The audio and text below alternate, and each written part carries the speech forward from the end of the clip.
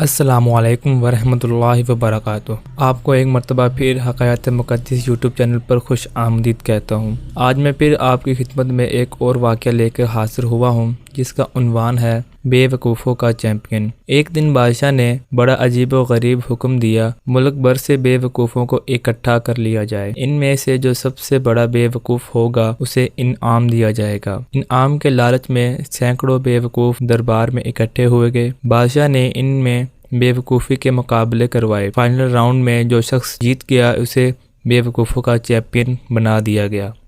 بادشاہ نے قیمتی ہیرے جواہرات کا شاہی ہار اپنے گلے سے اتار کر اسے انعام میں دیا۔ سب سے بڑا بے وقوف یہ شخص اعزاز پا کر، انعام پا کر خوشی خوشی گھر کو لوٹ گیا، اور کچھ عرصے بعد بادشاہ شدید بیمار ہو کر بستر پر لگ گیا۔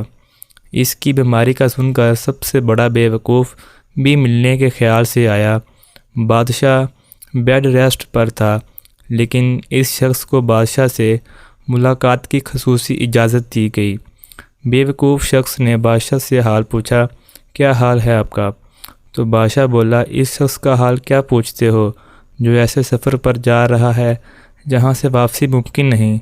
بے وقوف نے حیرت سے پوچھا، کیا آپ وہاں سے واپس نہیں آئیں گے؟ اس کا مطلب تو یہ ہے آپ وہاں رہیں گے؟ تو بادشاہ نے بے بسی سے کہا، ہاں بالکل ایسا ہی ہے۔ بے وقوف نے سوال کیا، پھر تو آپ نے وہاں بہت بڑا محل، باغات، خدمت کے لیے شاہی کنیزیں، غلام اور عیش و عشرت کا بہت سارا سامان روانہ کر دیا ہوگا۔ بادشاہ چیخ مار کر رونے لگا۔ بے وقوف نے بادشاہ کی یہ حالت جب دیکھی تو حیرت میں پڑ گیا۔ بادشاہ کو اچانک کیا ہو گیا ہے؟ نہیں، میں نے ایسا کچھ نہیں بھیجا۔ بادشاہ نے یہ جواب بہت بامشکل دیا۔ بے وقوف شخص کہنے لگا، یہ کیسے ہو سکتا ہے؟ آپ تو بہت بڑے عقل مند اور سمجھدار ہیں، آپ نے تو کچھ نہ کچھ تو بھیجا ہوگا۔ بادشاہ آہیں بھرنے لگا، نہیں، میں نے واقعی میں وہاں پر کچھ انتظام نہیں کیا۔ بے وقوف جانے کے لیے پلٹا تو اپنے گلے سے وہ قیمتی ہار اتار کر یہ کہہ کر بادشاہ کے گلے میں ڈال دیا، پھر اس ہار کے تو سب سے زیادہ آپ ہی حقدار ہیں۔ حقائق مقدس چینل کے ناظرین، ہر انسان کو موت کا مزہ چکھنا ہے،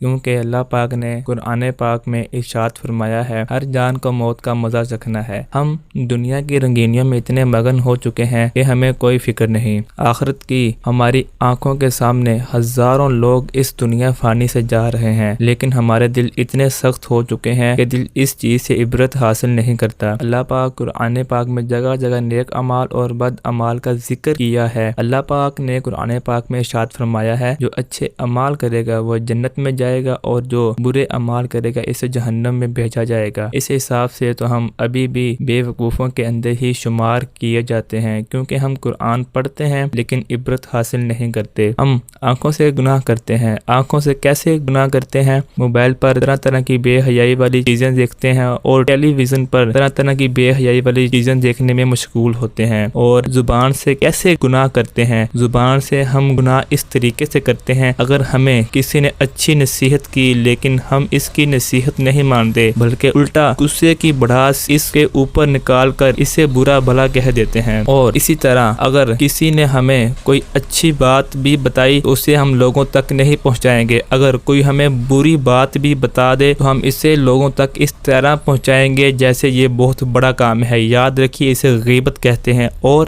غیبت کرنے والے کو سخت عذاب ملے گا۔